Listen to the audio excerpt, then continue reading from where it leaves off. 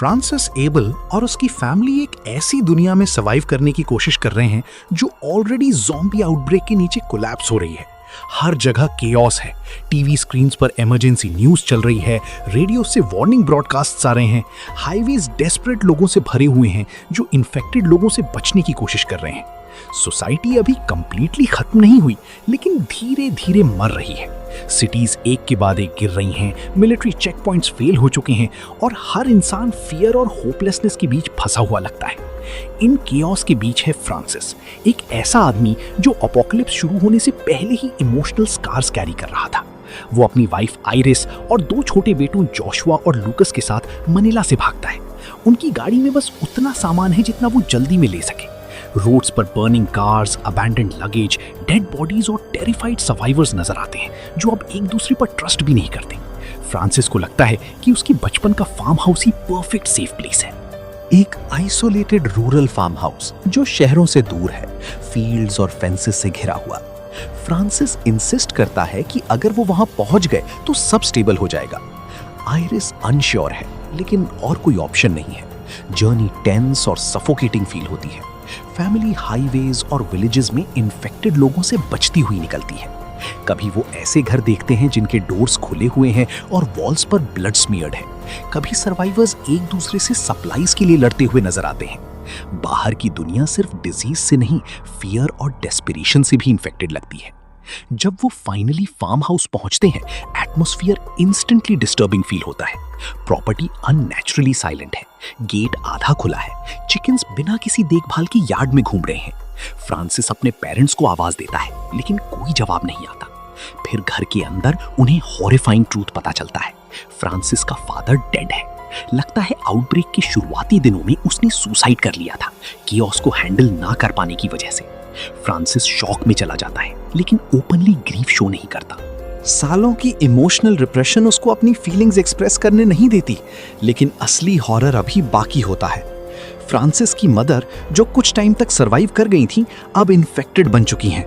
वो धीरे धीरे सामने आती हैं, twitching, groaning, almost completely inhuman. लेकिन इस फिल्म के ज़ॉम्बीज अलग हैं। वो सिर्फ माइंडलेस मॉन्स्टर्स नहीं हैं।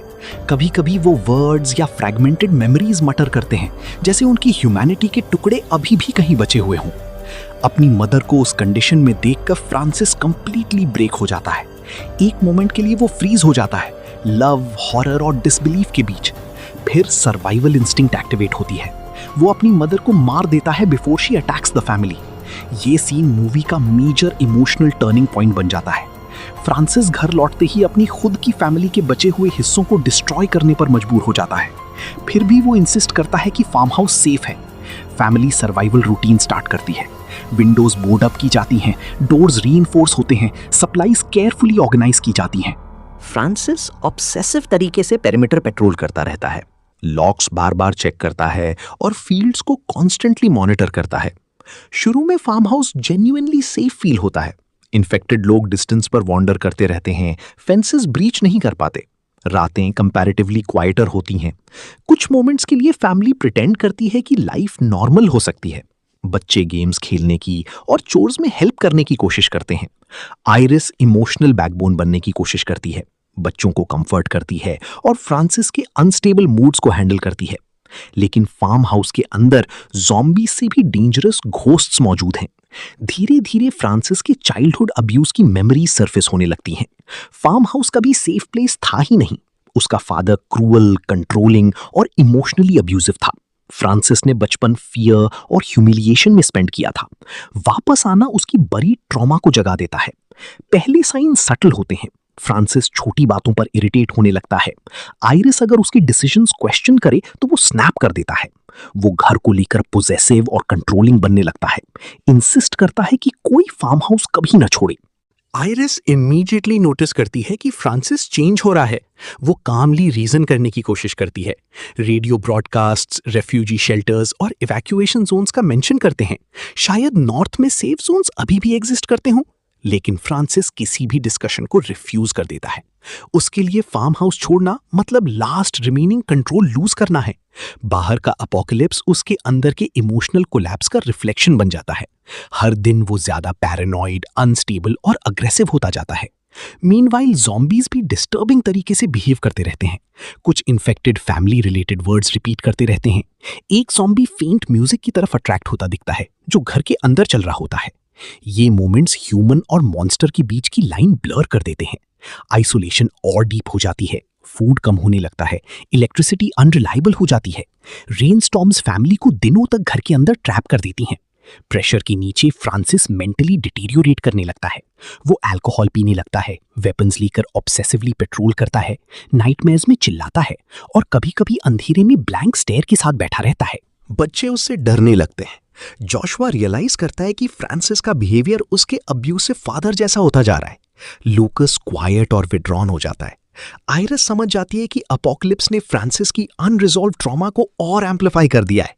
जो घर प्रोटेक्शन होना चाहिए था वही उसे मॉन्स्टर बना रहा है। मैरिज भी क्रम्बल होने लगती है। हिंट्स मिलते हैं कि आउटब्रेक से पहले भी उनके रिलेशनशिप में प्रॉब्लम्स थी। फ्रांसिस को शक होता है कि आयरिस इमोशनली किसी और की क्लोज थी।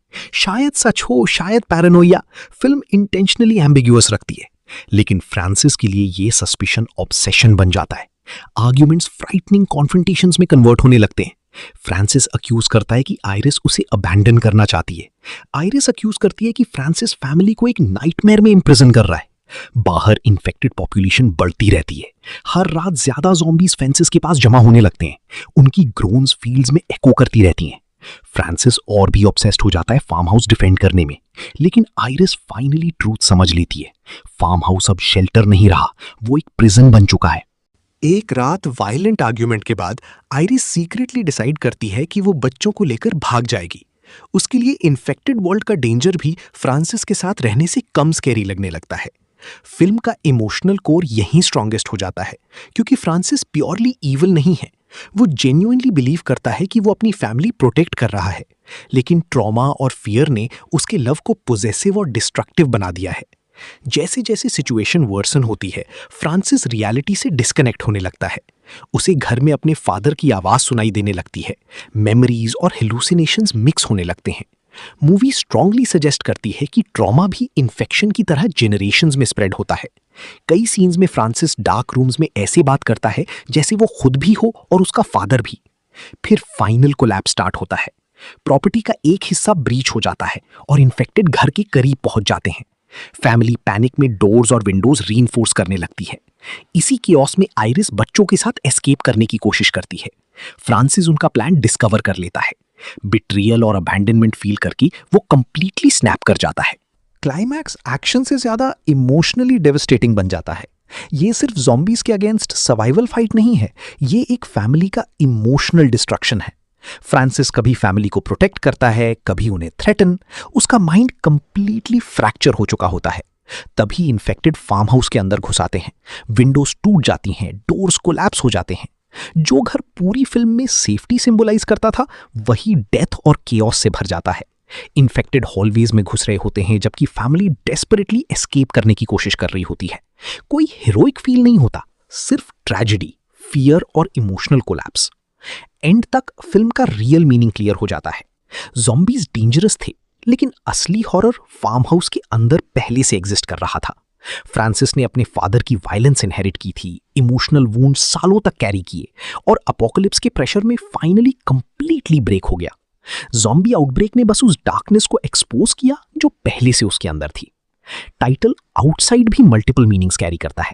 शुरू में लगता है डेंजर बाहर इन्फेक्टेड लोगों में है, लेकिन ग्रेजुअली ऑडियंस रियलाइज करती है कि रियल थ्रेट शायद आउटसाइड नहीं, इनसाइड है। इमोशनल पेन, अब्यूज, फियर और साइकोलॉजिकल ब्रेकडाउन। एंडिंग में इमोशनल ब्रेकडाउन और कियोस दोनों मिक्स होते हैं। फ्रांसिस कंप्लीटली पैरानोया में कंज्यूम हो चुका होता है, ऑलमोस्ट लाइक फियर ने उसे भी इन्फेक्ट कर दिया हो। लास्ट मोमेंट्स पर्पसली एम्बिग्युअस रखे गए हैं।